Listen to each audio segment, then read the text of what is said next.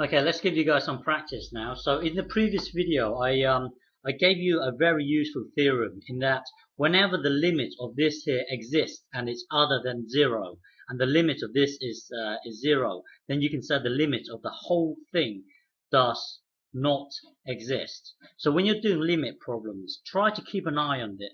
Try to keep an eye out for this, so that when this has a limit other than zero and this has a limit of zero then the limit of the whole thing does not exist. So what I'm trying to say is, when you're doing limit problems, try to keep an eye out on this being in this having a limit other than zero, and this here, if this has a limit of zero, then you can say you can immediately jump to limit does not exist. Okay. Well, anyway, try try to find the limit of this whole thing here. Just because I gave you an example here doesn't mean that this example will follow this thing here. Well, anyway, we'll press pause and have a go. Find the limit of this thing here. Okay, so press pause and have a go. Okay, so first put this into here, and then try and just plug it into here and see what it comes to. Hang on. So when you put this into here, it will be, hang on, let me clear this. It will be this. It will be 1.5 squared, 1.5 squared times 2, and then plus 3 times 1.5 plus or minus 9, and so on here. Well, because I've done this before, this thing actually turns out to be 0 over 0. Okay, so here you can't really use this this theorem here, because the limit here is 0. It has to be, if you have something like 3 over 0, then you can say that this thing here, the limit of this does not exist. But here you've got 0 over 0, so you can't deduce anything from that. This theorem is only true when you have a number. This number here is any number other than 0. Okay, so you need a different approach. And when you're given something like this, try factorizing. Okay, so try and factorize. Okay, so how would you factorize this whole thing here? So well, I've done a whole section on how to factorize something like this. So if you don't understand it, watch a section on quadratic, I think. Well, anyway, so factorize this here. So we've got to get it in the form of something like this. Hang on.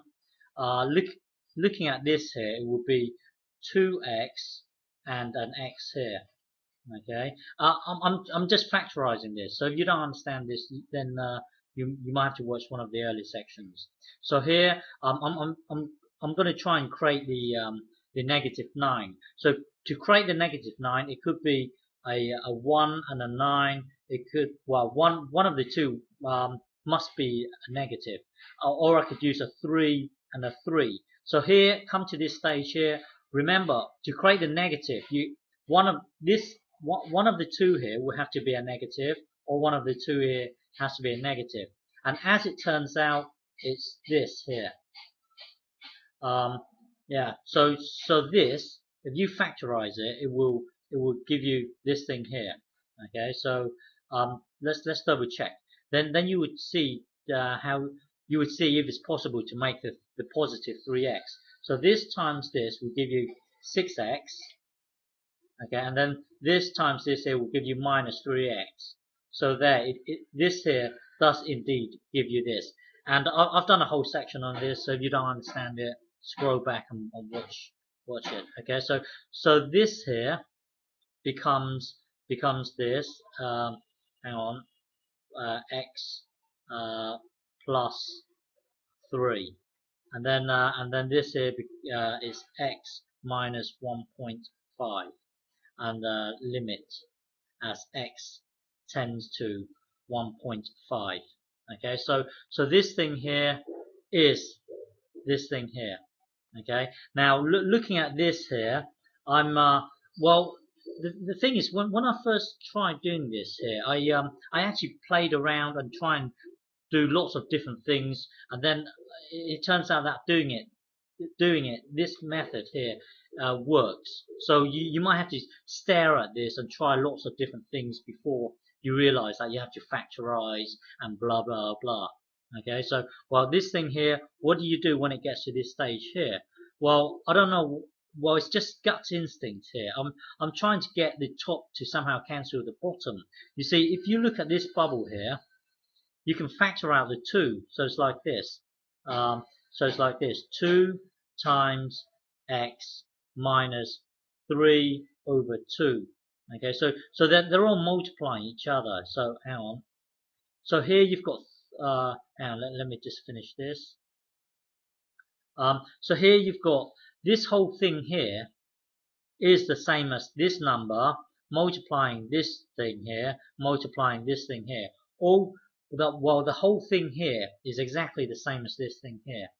Okay, and then the thing is, this 3 over 2 is 1.5. So my point is that this thing would cancel out with this thing here, giving you this. Hang on, let me just put this in limit as x tends to 1.5.